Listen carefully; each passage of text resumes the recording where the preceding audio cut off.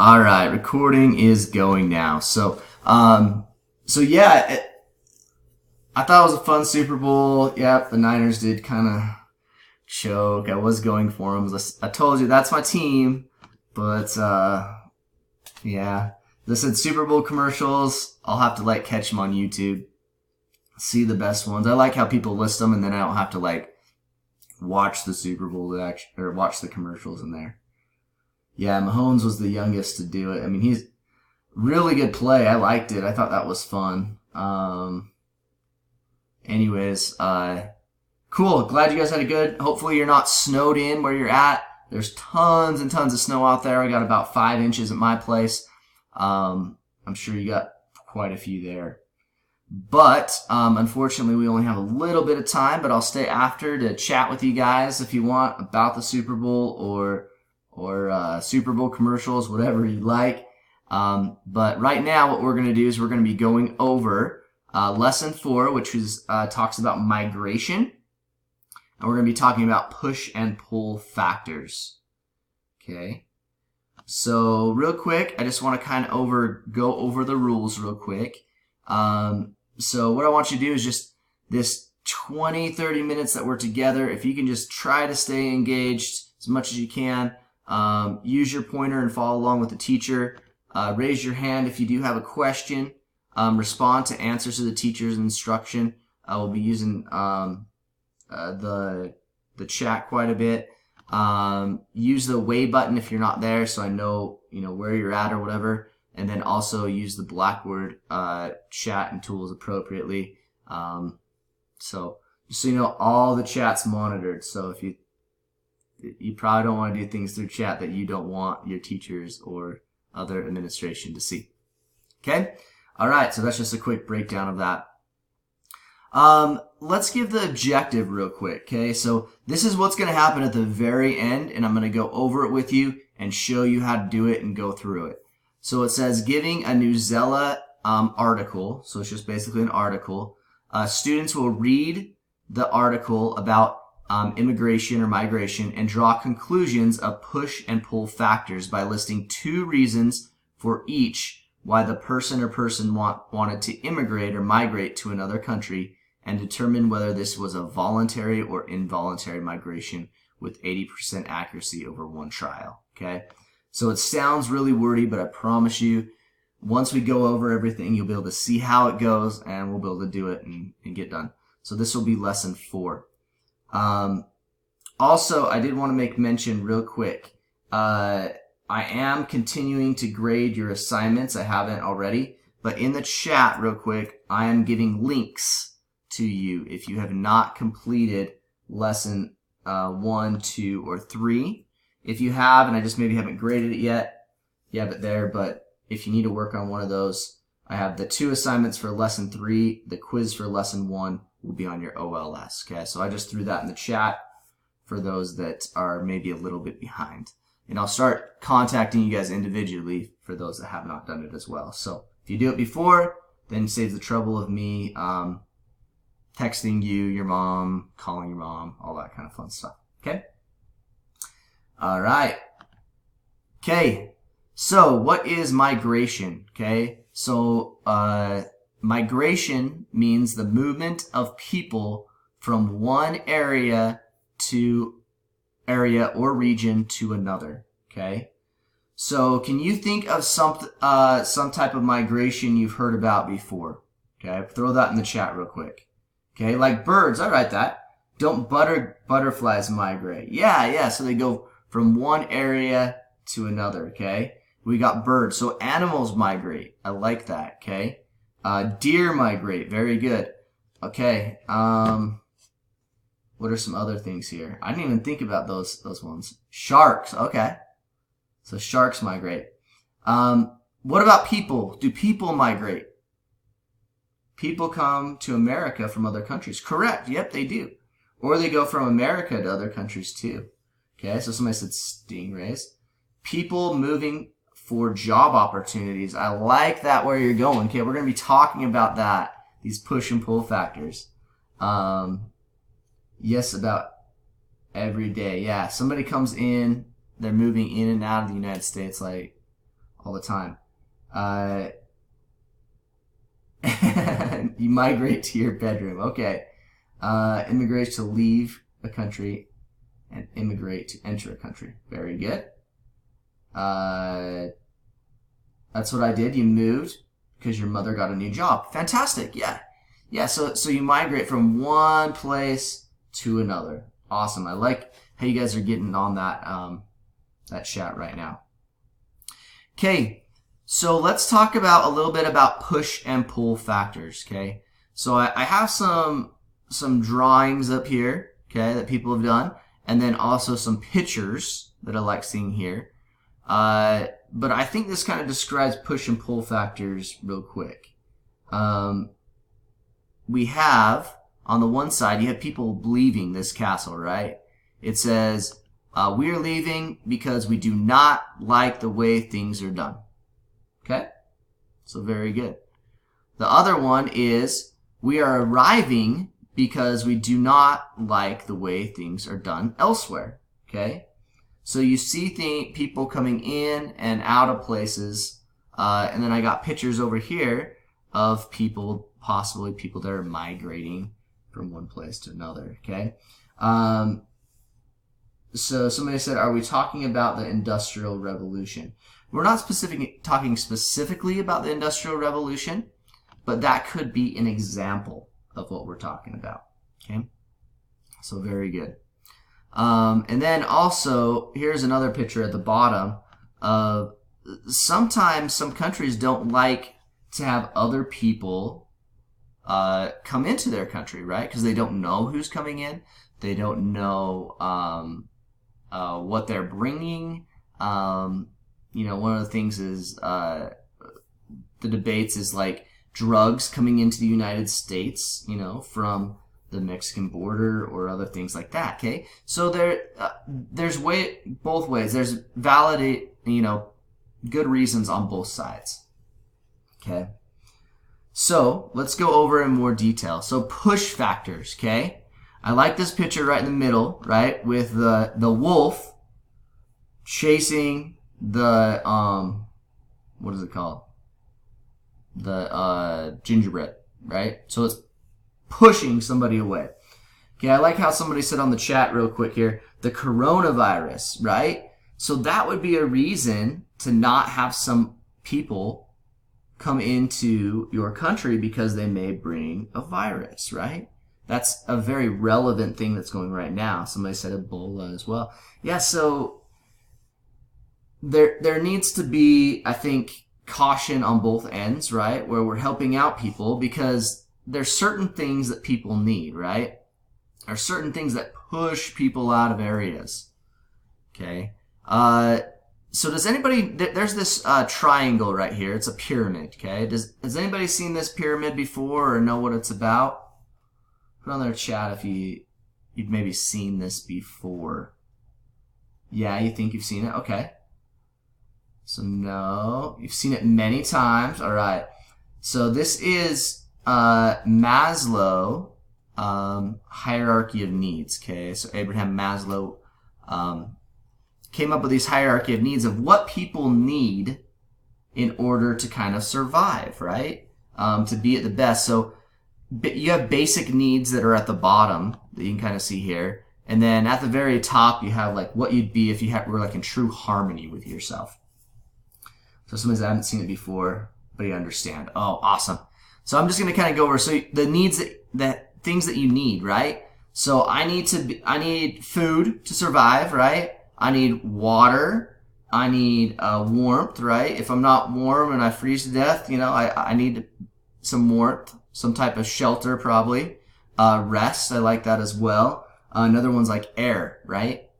The other one, safety and security, okay? So if there's like a war going on around me or things are unstable, I can't be safe and I have to worry about these things before I can worry about others. Then you got like psychological needs, which are different, like belongingness and love, your self-esteem, and then self-actualization is being able to, you know, have yourself be in harmony with everything that's going on. But if you don't have these basic needs met, those are really push factors. And I would even say some psychological needs as well are push factors that make you want to get out of a situation or out of an area. So, and people do kind of some crazy things, right? When you don't have food, you don't have water. So I'll put a question up there real quick, okay? I'm going to tell you a little story. So as I said, one of our psychological or our physiological needs is air. And so one time what I did is I went cliff jumping. I don't know if anybody's been cliff jumping before. Maybe not too smart. Just make sure you're careful if you ever do it. But I jumped off this cliff into the water, right? And I went down and I'm start swimming up and I feel like I'm running out of air, right? And so I did everything I could, just swimming as fast as I could to get up. And I did whatever I had to do to survive, okay? Luckily, I made it up, right? I'm still here. I got some more breath in me and I was fine. But the same thing with all these other things. If you did not have food, would you think about stealing from somebody else to get food? Okay? And these are really hard to say. Or would you just starve, right? If your family did not have food, right? Yeah, we probably don't want to go to that. I mean, that's a debate, Megan, but yeah, probably don't want to go to that point. You probably ask somebody nicely, but what if they wouldn't give it to you, right?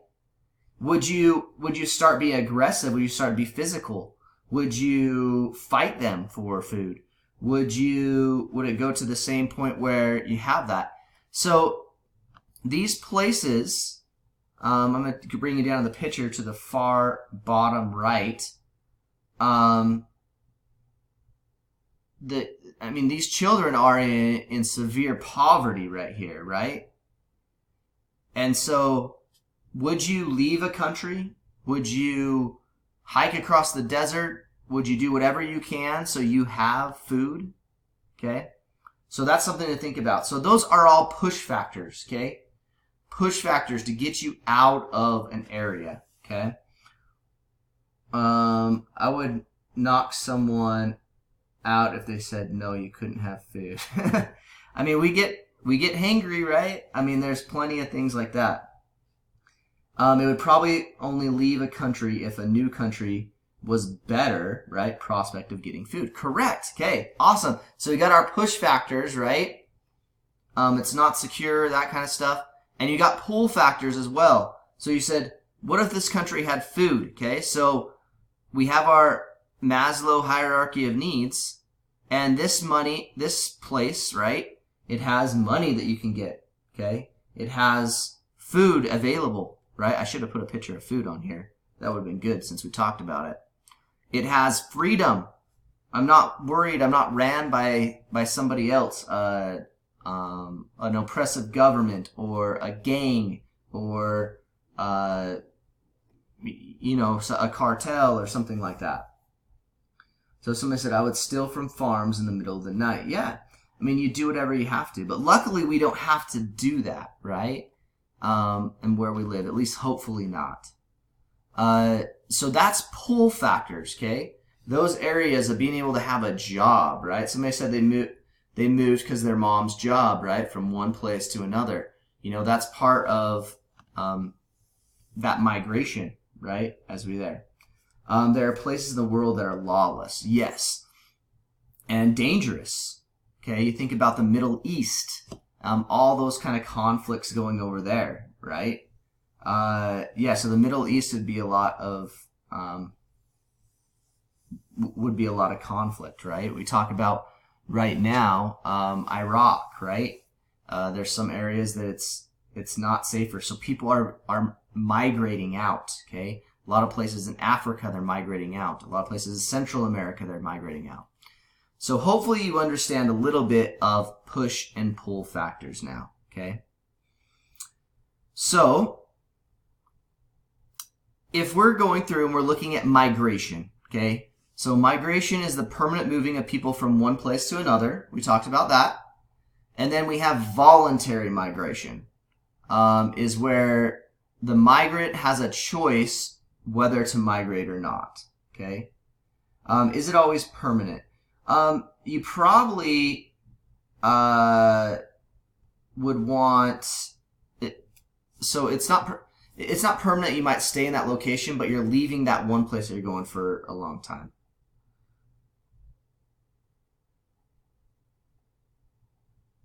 Yeah, so you don't want to go to places that are dangerous, right? Or someone might migrate more than one time. Correct, yes. Someone may migrate more than one time. And people do that quite a bit. But voluntary, okay? Voluntary is you have a choice, right? You're okay where you're at. So I'll give you an example. I have some friends in the UK. They live in Manchester. And they want to migrate eventually to Canada or the United States. But they have jobs there, they have food, it's safe there, they have family there. So they're able to do it, but they can voluntarily do that, okay? So it's not a big deal. But the other kind, right, of migration is kind of a forced migration, okay? And that's where we're really talking about it's not safe there. There's not enough food. I can't find a job, so we're going to starve, right? That is more of involuntary migration, where you maybe don't want to move, but that. Yeah, if somebody's like running from the law, there's people that flee because they may be in trouble and they don't want to have the punishment. Yep. Very true. So very, very good things. Okay, so there's voluntary and involuntary. So that leads us to the very end here, okay, of what your assignment is. Okay. Somebody asked a question, what about the pilgrims who wanted to practice religion freely? Was there voluntary or forced? That is a very good question. It really kind of comes to the context of how you think of it. But I would say because they couldn't do what they wanted to, that it would be involuntary or forced. Okay, so let's talk about our assignment, and then I'll show you the exit ticket, and then I'll leave you there. So first thing what you're going to do, you're going to have a little article that will be given to you. You're going to read the article about migration, which you will get 5 points from doing that. As you're going to do that, you're going to draw conclusions from the article. You're going to list 2 push factors why the person or persons migrated. Okay? Yes, this is the assignment. You'll be your exit ticket or assignment for this week. The next one is you will list 2 pull factors, why they came to the area that they did. Okay? You get 8 points for that. And then the very last one, you're going to answer whether the article was a voluntary or involuntary migration. Okay? So this is going to public school migration. Kind of, you're migrating from school to school, but on a smaller sense there. Okay, I'm going to, real quick, share my screen. Okay? With you. Sorry, just give me 1 second here. I gotta get up the exit ticket because I want to show you exactly what it looks like and exactly what you need to do. Okay. Alright, so I'm gonna screen share real quick. Share. Alright, can you give me a green check mark if you can see my screen? Alright, you guys are getting up there. Very good. Alright, most of you can see my screen. Okay, so this is what it's going to be. You have the objective here. Make sure you put your name in. And here is a link to the article. Okay, so you just need to click on this, and it will pop up the article. Okay. It's not very many questions, or very long, but you're going to read about Vladi, who's a teenager from El Salvador. Okay. And you're going to read about his story. He's going to join his mother in California. Okay? After you read the article, you press yes. then you need to list 2 push factors. You need to list 2 pull factors. And then you need to list if it's a voluntary or involuntary migration. Okay? All right. Okay, so let me stop sharing that real quick and go back to there. I'm going to put the exit ticket in the chat there. And I'll push out the article too as well. But let me know if you have any questions. I'll stick around for questions, but I'm going to stop recording and just answer any questions you may have.